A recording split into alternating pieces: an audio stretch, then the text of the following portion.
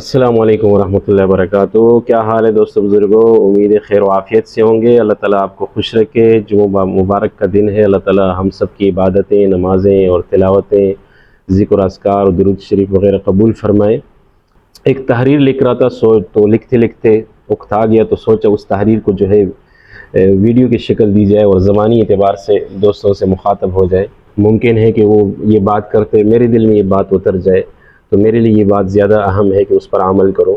تو کل جمعرات کو جو ہے مغرب کے بعد ویڈیو ایڈٹ کر رہا تھا، ایک کتاب پر تبصرہ کر چکا ہوں تو اس کی ریکارڈنگ ہو چکی تھی، تو اس کو ایڈٹ کر رہا تھا۔ تو ایڈیٹنگ کرتے ہوئے مغرب کے بعد وقت آ گیا، بہت سارے تھکاوٹ آ گئے، تو سوچا کہ چلے چائے پینی چاہیے۔ مفتی ثناء اللہ صاحب اور مفتی فرقان صاحب کو فون کرتا ہوں کہ چلو باہر ہماری مشہور سیف اللہ ہوٹل ہے، وہاں جا کے چائے پیتے ہیں۔ تو لیکن پھر سوچا کہ ابھی آپ آدھا گھنٹہ تقریباً یا 25 منٹ باقی تھے نماز میں، چلو نماز کے بعد فون کرتا ہوں، نماز میں شاید یہ حضرات مل بھی جائے۔ بہرحال 25 منٹ باقی تھے کہ نماز میں کہ دروازہ کھٹکھٹایا کسی نے، دروازہ بند تھا، شیشے سے میں نے دیکھا تو چند طلباء تھے۔ میں جا کے پوچھا خیریت، تو کہا کہ اندر آنا ہے، ٹوٹی پھوٹی عربی میں کچھ کہہ رہے تھے۔ بہرحال خلاصہ یہ تھا کہ ہم نے اندر ایک جو ہے ویڈیو ریکارڈنگ کرنی ہے ان بچوں کی، ایک بڑا لڑکا تھا، باقی 2-3 چھوٹے تھے، یہ ریکارڈ کرنی ہے۔ تو میں نے کہا کس حوالے سے؟ کہا تلاوت کریں گے، یہ بچے تلاوت کریں گے اور وہ ویڈیو ہم نے پھر اپنے والدین کو بھیجنی ہے اپنے ملکوں میں۔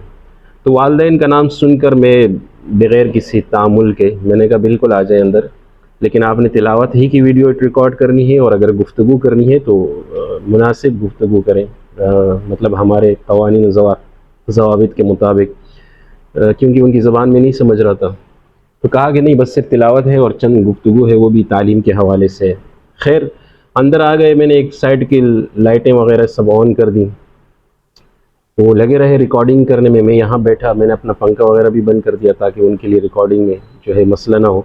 ریکارڈنگ چلتی رہی یہاں تک کہ تکبیر شروع ہو گئی۔ تکبیر شروع ہو گئی تو میں سوچا کہ کام ختم ہو گیا، اب عشاء کے بعد انشاءاللہ میں چائے پینے چلا جاؤں گا۔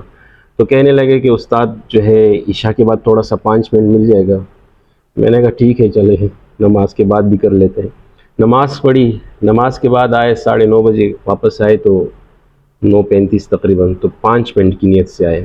تو وہ 5 منٹ کرتے کرتے میں نے تقریباً 10:10 پہ یا 10:05 یعنی آدھا گھنٹہ بعد ان سے میں نے پوچھا کہ خیریت تو ہے؟ 5 منٹ کے 30 منٹ ہو گئے۔ پھر کہا کہ بس صرف 5 منٹ، بس ابھی ہم جانے والے، صرف 5 منٹ۔ پھر 5 منٹ دے دیے۔ وہ کرتے کرتے تو 5 منٹ بھی 10:30 ہو گئے، یعنی 25-30 منٹ مزید ہو گئے، 25 منٹ تقریباً۔ میں نے دوبارہ سے تھوڑا گلا صاف کرتے ہوئے کہا کہ بھائی کچھ رحم کیجئے، مجھے باہر جانا ہے۔ تو کہا کہ صرف 2 منٹ۔ اب جب 2 منٹ کہا تو مجھے تھوڑی سی خوشی ہوئی کہ چلو 5 منٹ کے آدھا تھا تو 2 منٹ کے 15 منٹ تو لگیں گے۔ وہ 2 منٹ بھی تقریباً 20-25 منٹ ہی بن گئے۔ دوبارہ تقریباً 11 پونے 11 کے قریب یہ حضرات جو ہے 5 منٹ کے ارادے سے آئے تھے اور 1 گھنٹہ یا اس سے زائد کر کے وہ نکل گئے۔ تو کہنے کا مقصد یہ ہے کہ ان بچوں پر بھی شاید کراچی والوں کا اور پاکستان والوں کا اثر ہوا ہے، جو 2 منٹ کا کہتے ہیں کہ 2 منٹ میں کام ہوگا۔ خاص کر کراچی میں جو لوگ کہتے ہیں کہ 2 منٹ، وہ 2 منٹ نہیں ہوتا، 2 گھنٹے بھی ہو سکتے، 4 گھنٹے بھی ہو سکتے۔ اس چیز سے آپ کو بھی شاید زیادہ تکلیف ہوتی ہوگی اور مجھے بھی بہت تکلیف ہوتی ہے۔ میں بالکل غیر اہم آدمی ہوں، غیر مصروف آدمی ہوں، کوئی مطلب اتنی وہ نہیں ہے میرے کہ مطلب میرا 1 منٹ قیمتی ہے یا کوئی وہ کرے، لیکن پڑھا رہوں گا، ایسا مطلب فضول پڑھا رہوں گا۔ لیکن اگر کوئی وعدہ کرتا ہے کہ 2 منٹ یا 5 منٹ بعد یہ کرتے ہیں، چلتے ہیں، فلاں کر کام ہے یا فلاں جگہ حاضر ہونا ہے، تو وہ 5 پھر میرے لیے 5 ہوتے ہیں۔ آپ کا بھی شاید اسی طرح ہو، لیکن ہوتا کیا ہے کہ 5 منٹ سے ہم آدھا پونا گھنٹہ، 2 گھنٹے، 3 گھنٹے اس طرح وقت ضائع ہوتے ہیں۔ اسی طرح ایک اور واقعہ یاد آیا، کسی جگہ جو ہے ٹائم مینجمنٹ کے حوالے سے ہم نے کوئی داخلہ لیا تھا، مطلب ایک ورکشاپ میں شرکت کرنی تھی، تو جو ٹائم دیا تھا اس سے تقریباً 5 منٹ یا 10 منٹ پہلے میں پہنچ گیا اپنی جگہ پہ، وہ جو مقررہ مقام تھا وہاں پہ۔ لیکن جس حضرت نے ہمیں ٹائم کا جو ہے مینیج کرنے کا، اور جس حضرت نے ہمیں ٹائم کی قدر سکھانی تھی، اس نے اور ٹائم کو مینیج کرنے کا طریقہ سکھانا تھا، وہ حضرت خود آدھا گھنٹہ بعد آئے، آدھا گھنٹے بعد. مطلب تعجب کی بات کی، یعنی کہ آپ ہمیں جو ہے ٹائم سکھائیں گے، ٹائم کی قدر سکھائیں گے، اور خود یہ حال ہے.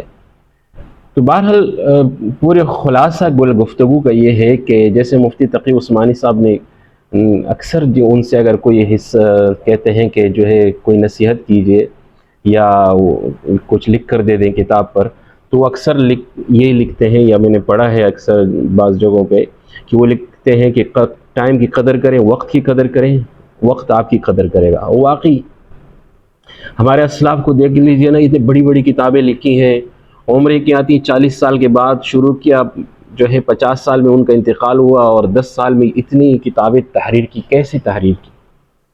اس زمانے میں کمپوزنگ کا اور کمپیوٹر کا اور اس دور بھی نہیں تھا کہ چلو ٹائپ کریں، وائس ٹائپنگ کریں یا ہاتھ سے ٹائپ کریں. نہیں، ہاتھ سے لکھنا تھا، وہ بھی ہر بار قلم کو ڈبونا ہے، پھر لکھنا ہے، ڈبونا ہے، لکھنا ہے، اس طرح. اصل چیز جو تھی نا وہ یہ تھی کہ وقت کی قدر کرتے تھے. اسلاف کو چھوڑے، جو موجودہ ہمارے بزرگ حضرات ہیں، مفتی تقی عثمانی صاحب ہیں، اور ان کے ہم عصر جتنے ہمارے بزرگ حضرات ہیں، ان کے وقتوں میں برکت ہے. اور برکت اس وجہ سے ہے کہ وہ خود ان کو وقت کی قدر کرتے ہیں. وقت کی قدر کر دی تو وقت نے ان حضرات کی قدر کی. ٹھیک ہے، تو اللہ تعالیٰ ہمیں وقت کی قدر کرنے کی توفیق عطا فرمائے. یہ باتیں جو میں نے کی، یہ سمجھ لیں کہ میں نے خود کے ساتھ تکرار کیا، لیکن سوچا کہ آپ حضرات کے ساتھ بھی شریک کروں. اللہ تعالیٰ سب سے پہلے مجھے عمل کرنے کی توفیق عطا فرمائے.